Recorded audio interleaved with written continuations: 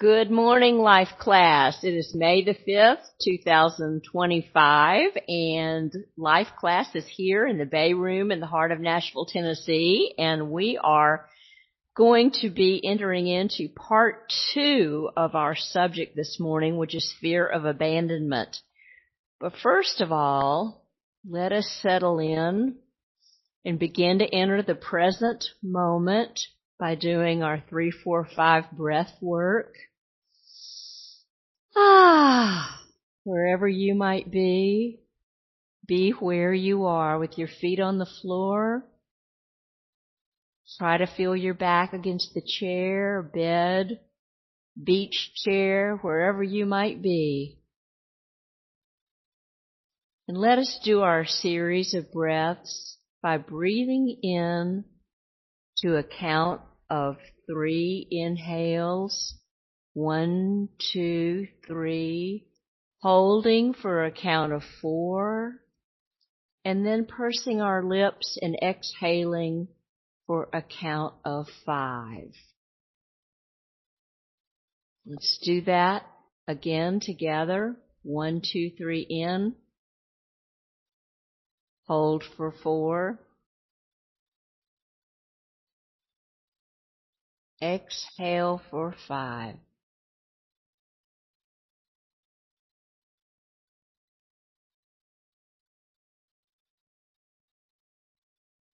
In for 3,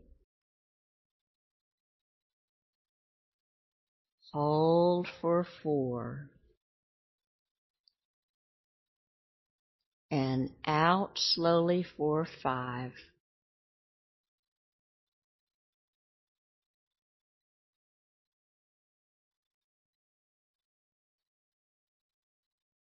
Be conscious of the silence within you and around you. Be aware if your shoulders have dropped. Be aware the tension easing throughout your body. Be aware the sounds around you, and you may open your eyes and come back very, very slowly.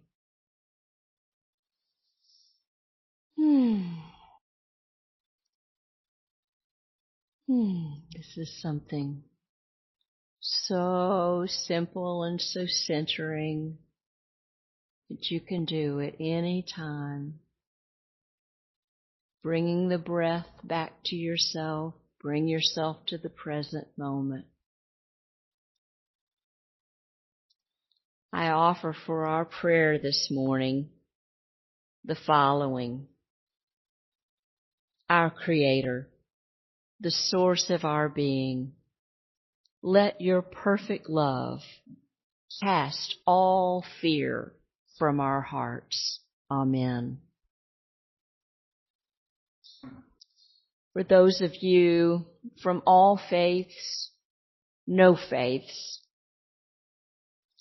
this principle I think we can all agree on, as it says in the Christian scriptures, 1 John 4:18, there is no fear in love, but perfect love drives out fear. One of the main principles of spirituality, whatever school of thought or mind you come from, is that when we learn to love ourselves, all the parts of us, our fear diminishes.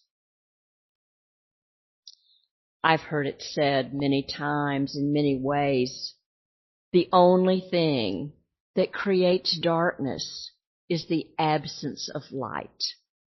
And light is love. So it makes perfect sense that as we learn and begin this journey of learning to love ourselves, we will, as Jesus says, our whole bodies will become full of light, and that light is love. Think then upon these things.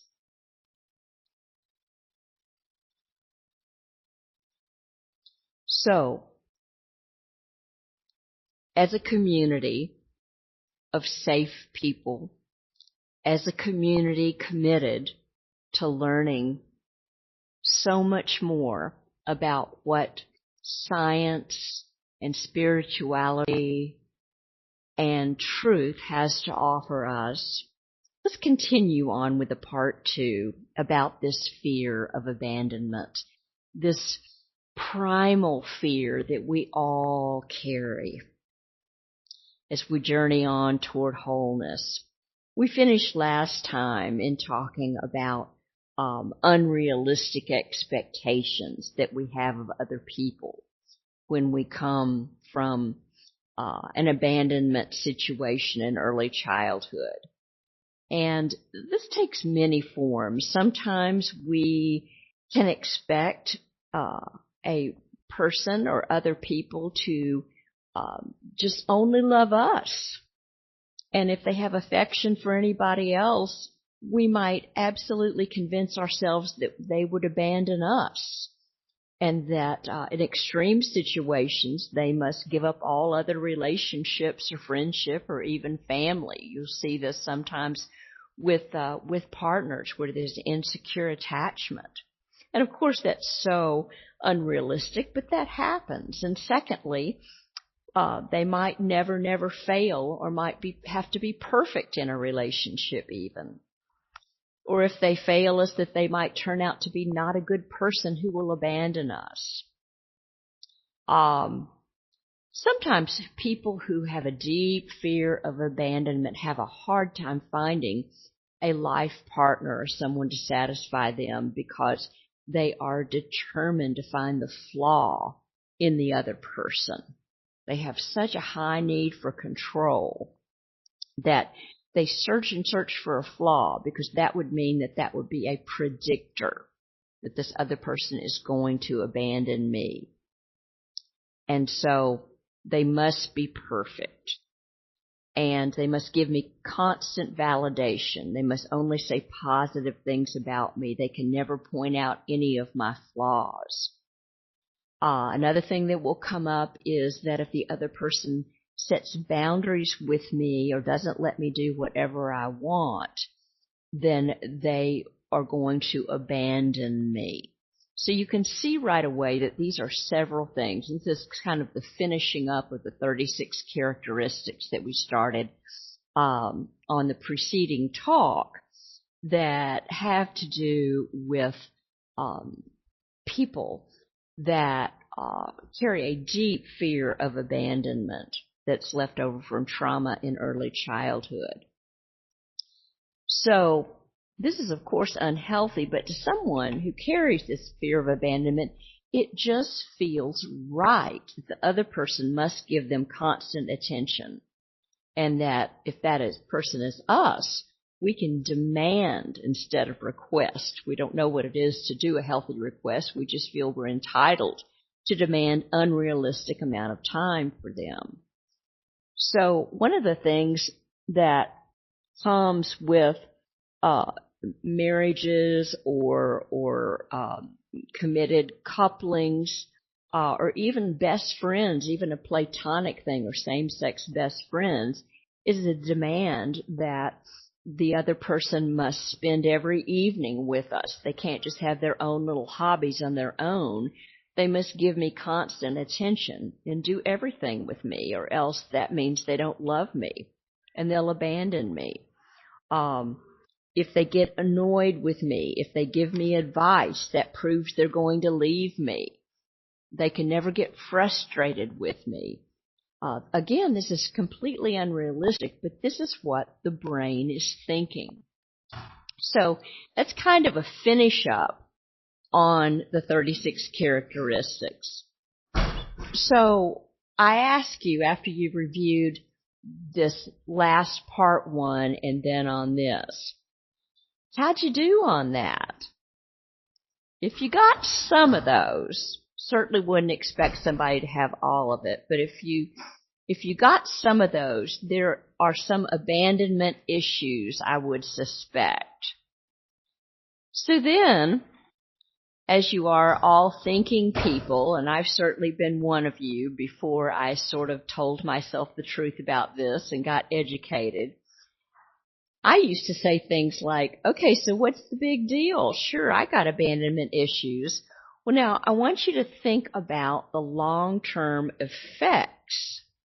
What we saw initially is that abandonment results in deep shame, like this. I'm not good enough. I'm not lovable or valuable. But more than that, long term, it can drive people away. We actually create what we're trying to prevent. So if we're clingy, if we're controlling, if we smother another person, if we demand constant attention, if we have unrealistic expectations, the healthy person, if the other person's healthy, they're going to say something like this. You know, this is too unhealthy a relationship, and I just can't take this anymore. I can't put up with this anymore, and so I'm going to need to back away. I'm going to need to walk away. So the bottom line is, if we drive people away, that means that we could be cutting out of our life the very healthy people that we need in life to really have a good relationship. We could actually be setting ourselves up to only end up in unhealthy relationships. And what would that mean?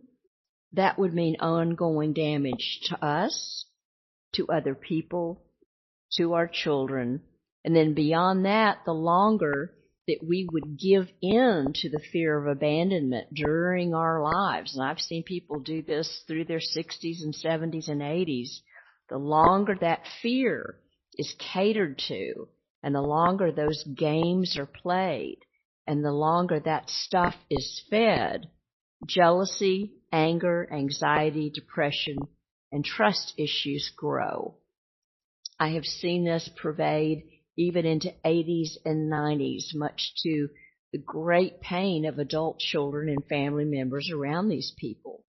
Because this individual, who doesn't have much time perhaps left on this earth, is feeding all of the wrong behaviors and all of the wrong emotions inside them. So fear of abandonment in this case has exacted a great cost and a high cost from generations of people. And they never knew. They never awoke. One of the great values of this incredible course and this material put together by Tim Fletcher and the other experts in front of us, and hopefully ones coming behind us, if people can be exposed to this, is just to hopefully prevent this great toll on people in these negative ways. And if we look at abandonment in light of what we call the attachment disorders, it's such an important part of understanding complex trauma. And abandonment explains some of the attachment disorders like avoidance. If you basically have a person who doesn't open up to people and doesn't trust people, who can appear very distant, very private and withdrawn, you just can't get close to them. That is an abandonment source. An anxious attachment style, as opposed to avoidant, is a person who's very clingy, a person who smothers the other person, who always wants to be with that other person, who's very dependent on that person, and who tries to get that person dependent on them. That also comes from abandonment. So abandonment, as you understand it, helps you understand that attachment disorder better. Also, too, one thing that's interesting to note is that borderline personality disorder, it is now accepted, is more of an abandonment issue. So I know that this is a very simplistic remark, but it's very interesting. Borderline disorder people appear normal, maybe 90-95% of the time. They can be so great at their job. They can be so great with their friends. But then at home, when there are most intimate relationships, this is where they can get triggered.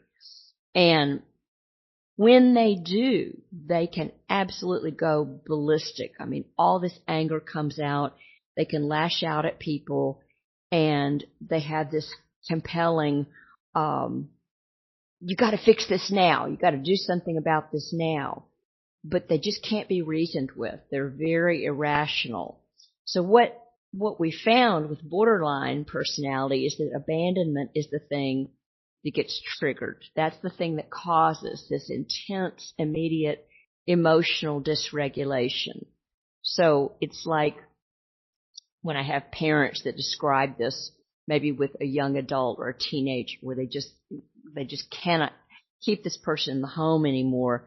They'll say something like, she goes from 0 to 100 in a nanosecond, and we're always blindsided. So understanding that often personality disorders, one of the main factors that comes in with that is abandonment. And it's the way that people learn to try to cope with their feelings.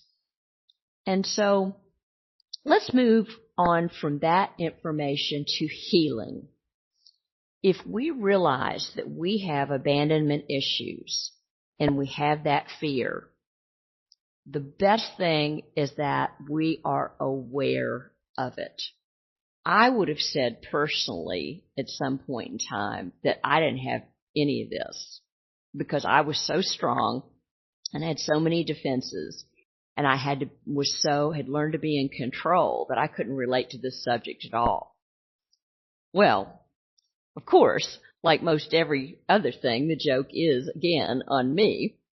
I didn't have the information. I didn't have the humility. I couldn't afford to look at it at that point in time.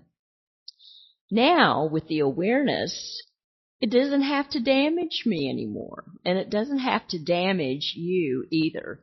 But it can be very difficult to change. However, there is nothing that is worth it more, because you will move from being a prisoner to a life of freedom and joy. Usually these just come from those deep, deep wounds that took place early in our lives and have wounded our souls more than probably anything else. And, contrary to what unconscious people or well-meaning people will say, it's not about getting a grip and it's not about getting over it.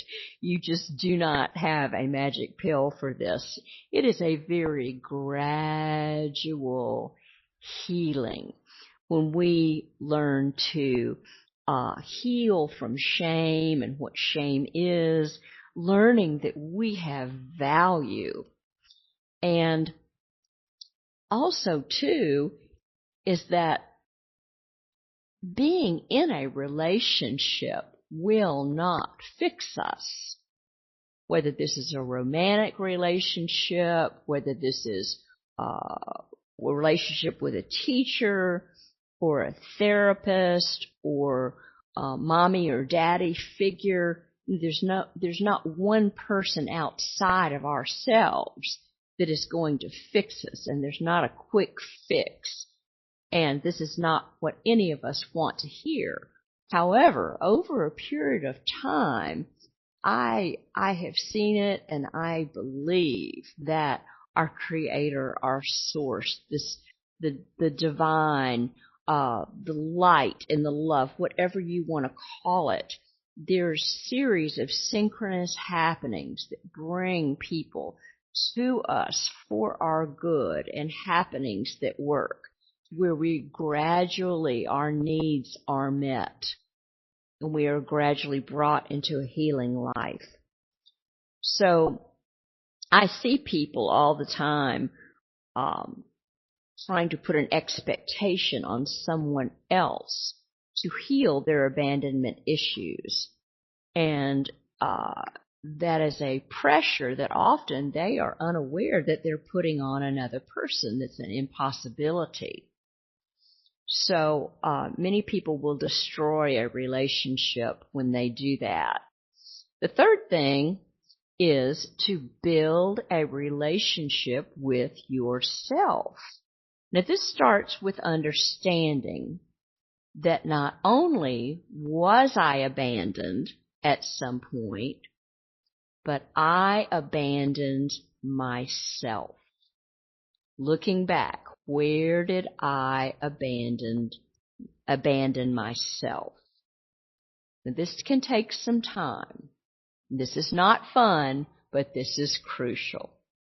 So the place to begin is connecting with myself, becoming a friend to myself, actually becoming my own best friend.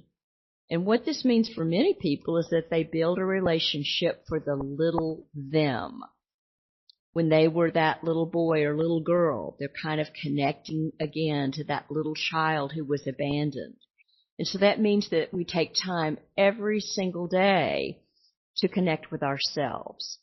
We're kind to ourselves. We forgive ourselves. We do not beat ourselves up all the time.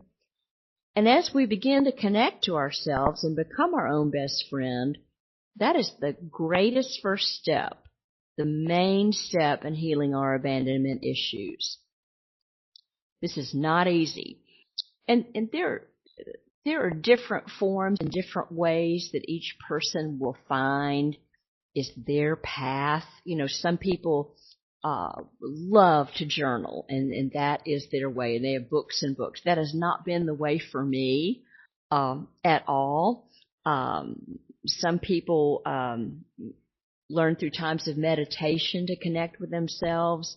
Some people are better at a really structured approach to connect, the negative self-talk and replace it with the right talk.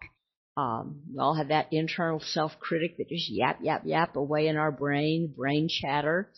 There are many different tools, and it's up to each person to try things, see what works for them. So all those things are important to begin to not abandon yourself and to connect with yourself, and then gradually develop a healthy connection with another person as you begin to do this. This is not romantic, but it's just where you, in a safe environment, slowly begin to be very authentic. And that person has got to be a safe person, which means that that person has got to have done their own therapy, their own work. That is so important. That person cannot be thinking about themselves when they need to be there for you. Trying to be a clear slate. Be there for you so that their issues aren't triggered every time. Have you noticed how disheartening it is when you really have something special that you need to talk about with somebody and they immediately start taking off and talking about themselves? You feel invisible, as though you're not in the room. There's no space for you. So that starts to heal the abandonment. Because as you start forming that friendship or that particular healing relationship, all your fears will start coming up with abandonment. It will play out in this. Everything from childhood will come up. But you realize through this information, what you've learned in the life class, come to realize that's your limbic brain getting triggered, right? These are the childhood places. And you also realize after a little while that you don't have to give in to it. I don't have to jump to worst case scenario. I can make a choice once I feel safe. We may need to get calmed down a lot. We may need to explode, or we may need to cry or do whatever we need to do or spend some time on it.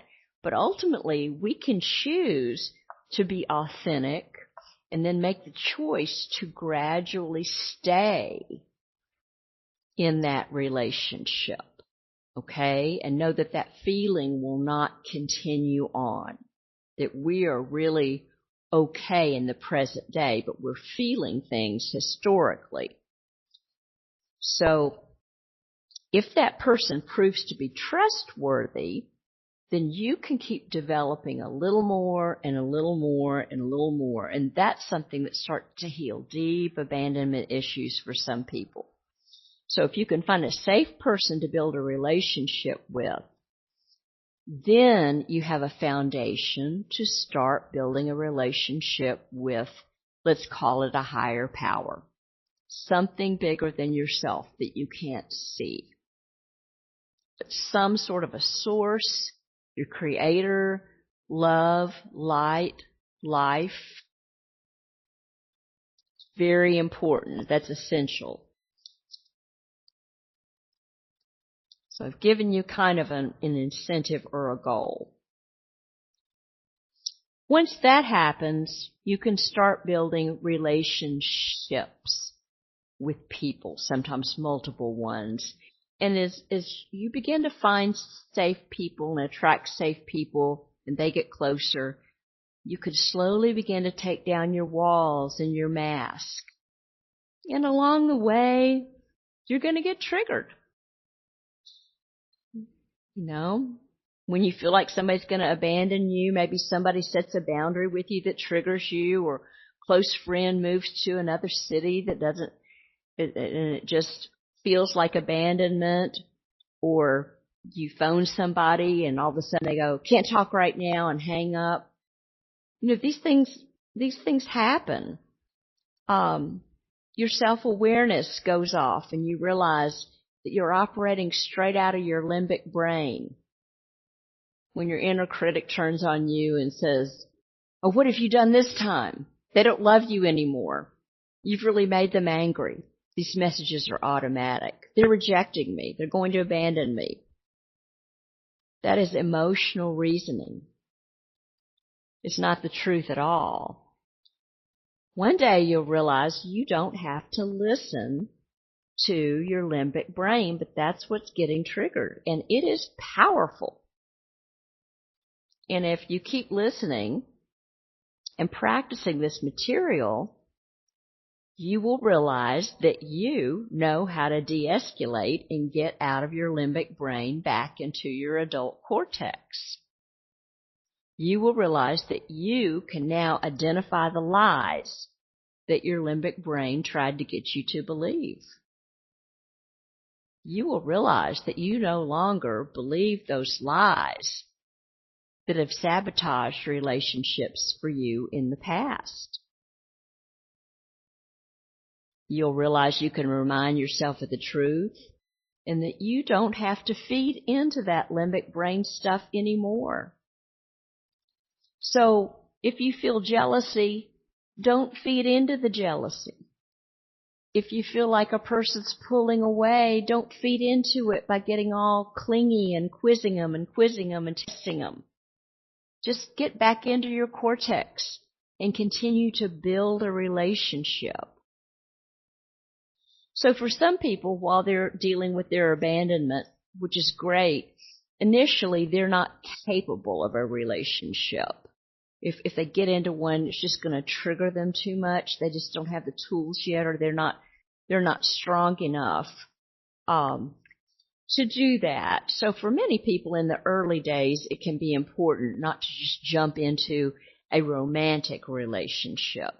Take some time to give yourself some time to build a relationship with yourself. And that can be a very worthy period of time to practice the tools. So it is our hope in the React and Lift program that you're each able to see just how big an issue this is, and that you've been able to recognize some of the unhealthy things in yourself that you can begin to change. This will give you hope, and you can begin to heal and grow and become capable of healthy, intimate relationships. So this will be the ending of part 2. Since we have some time, I wanted to really bring you a special treat today. That is something I've been saving when we had an extra 20 minutes or so. And I think that we are so fortunate in our age to begin to have some of the writings of thought leaders who've contributed so much to helping us with this brain chatter. And one of the people that I have really, really come to love, I don't go with everything that he says, of course, but I really have found a lot of practical ammunition for this brain chatter and for being able to think the correct thoughts and eliminate the wrong ones is from a fellow by the name of Alan Watts. And he was beginning to be really big in the 70s and studied all over the world. What a spiritual seeker that he was. And I have many colleagues in the healing arts that also have drawn from this in the recovery healing profession. And I want to just bring to you a section entitled Trust in the Rhythm of Life, because I think it pertains so much to the sphere of abandonment. Let me give you some of these quotes today. When you trust the rhythm of life, you align yourself with the flow of existence. Life begins to feel less like a struggle and more like a dance. This trust is not always easy. There will be moments when life feels chaotic and when the rhythm seems out of tune.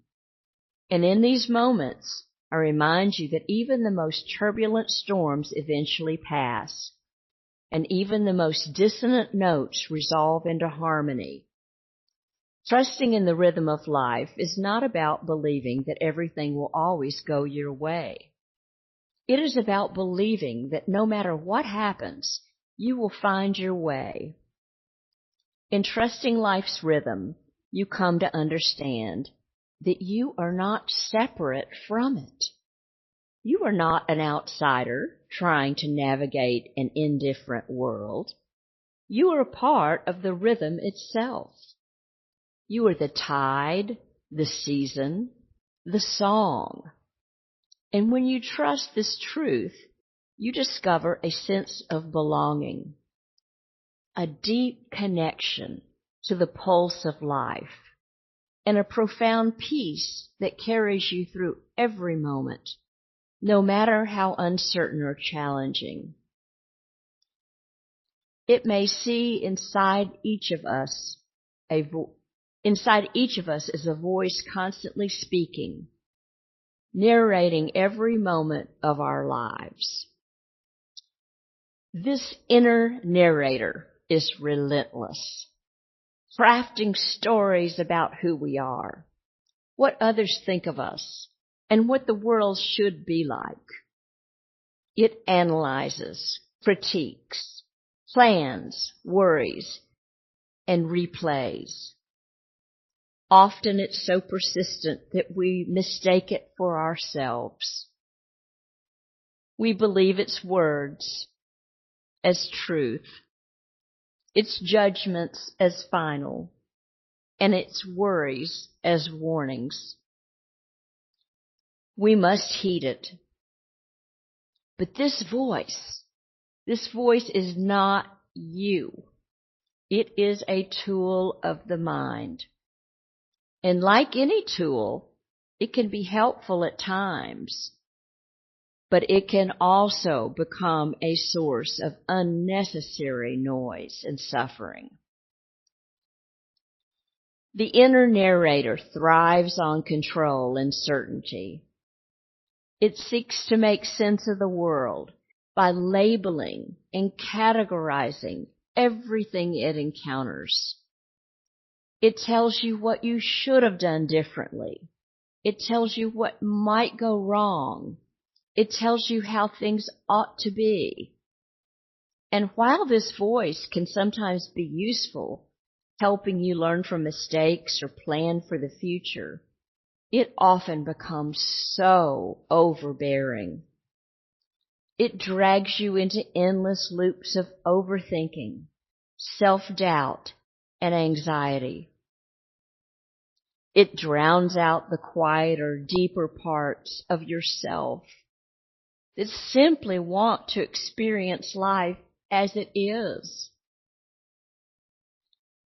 To silence the inner narrator is not about suppressing your thoughts or fighting against them.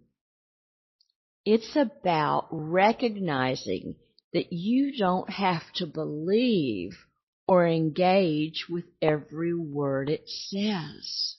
I'm going to read that again. It's about recognizing that you don't have to believe or engage with every word it says. The first step, as we've said many times, is awareness. Notice the voice. Listen to the way it speaks. Is it kind or is it critical? Does it focus on possibilities? See, is it wide and broad? Or is it narrow, constricting, dwelling on fears? Observe its patterns without judgment, as if you were listening to a radio station playing in the background. When you observe the inner narrator in this way, you begin to see it for what it is. It's just a stream of thoughts. It's not an ultimate truth. And these thoughts may be influenced by past experiences, fears, or societal conditionings, or all at once. But they are not the essence of who you are. I like to think of them like clouds passing through the sky. They're very temporary, very insubstantial, and they're just constantly changing like the sky itself. Vast and unchanging represents your deeper awareness. One of the most effective ways to quiet the inner narrator is to bring your attention fully into the present moment. The narrator thrives on time. It rehashes the past and anticipates the future. But it loses its grip when you are fully present. When you pay attention to your breath. This is one of the reasons that we'll start with a short 3, 4, 5, just to bring your attention back to the importance of that. Paying attention to your breath, sensations in your body, the sounds around you. These are the anchors that pull you out of that endless commentary in your mind and into the reality of the now. Another powerful tool is meditation. It's when you sit in silence, in stillness, and you just observe your thoughts without attachment. When you do this, you create space between yourself and the inner narrator. You will notice that the voice grows louder at first. This frustrates the voice. It's like it vies for your attention. It's trying to just reclaim it. But with practice, you'll find that its power diminishes. You'll realize you can simply watch your thoughts come and go, like leaves floating down a stream without being swept away by silence. The inner narrator also involves questioning. Silencing the inner narrator also involves questioning its authority when it tells you you're not good enough or this will never work. Just pause and ask yourself, is this true? Is this true? Often you'll find that the narrator's statements are based on fear or assumption, not reality. Challenging those thoughts, you can weaken their hold on you and create room for new perspectives to emerge. It's important to remember that the goal is not to eliminate the inner narrator entirely. The mind will always think because that is the nature of the mind. The goal is to change your relationship with it. Instead of being a captive audience to its endless monologue, you simply become a curious observer. Instead of reacting to its every word, you just learn to let its stories pass without attaching to them. As you practice silencing the inner narrator, you are going to discover a deeper sense of peace and clarity without that constant chatter. You'll begin to hear the still, quiet voice of your intuition. You'll notice the beauty of the world around you, the richness of each moment, and the freedom of simply being. Life becomes less about analyzing and controlling, and more about simply experiencing. The inner narrator often tells us that we need to do more, be more, get there first, achieve more. However, when you silence it even briefly, you realize that you are already enough. You don't need to prove your worth. You don't need to justify your existence. You are here. You're alive. You're breathing.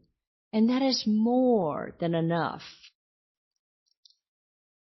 Silencing the inner narrator is not a one-time achievement. It is a practice. It is a way of living. Living your minutes, your hours, your days. The voice will be louder than others, and that's okay. Just accept that that's the nature of the mind. The key is to keep returning to the present moment, to keep observing without judgment, and to keep trusting in that deeper awareness that lies beyond the voice. In this space of silence, as you cultivate it, you'll find not only peace, but also the truth of who you are. Vast, limitless, and free. In the rush of modern life, we often overlook the simple things. Our attention is drawn to the grand achievements, the distant goals, and the endless pursuit of more. We chase after big dreams, thinking happiness lies somewhere out there. In the next promotion, the next game, the next relationship, the next job, the next thing scheduled, the next milestone. But in this pursuit, we often miss what is right in front of us, or we miss the ordinary moments that hold a profound kind of joy. Finding joy in the simple things is not about settling for less. It's not about giving up on our ambition. It's about shifting our focus to the present, to the small, beautiful details of life that are so easily taken for granted. And it's about realizing that joy is not something to be found in the future, but something to be experienced here and now. Consider the sensation of sunlight on your skin on a crisp morning. The warmth is subtle yet comforting, a reminder of the life-giving energy of the sun. Or, and this is a perfect weekend to talk about rain as we're pelted with it in Nashville, think about the sound of rain tapping gently against your window, a soothing rhythm that connects you to nature's cycles. These moments are small, almost insignificant in the grand scheme of things, but they carry a quiet magic when you pause to notice them.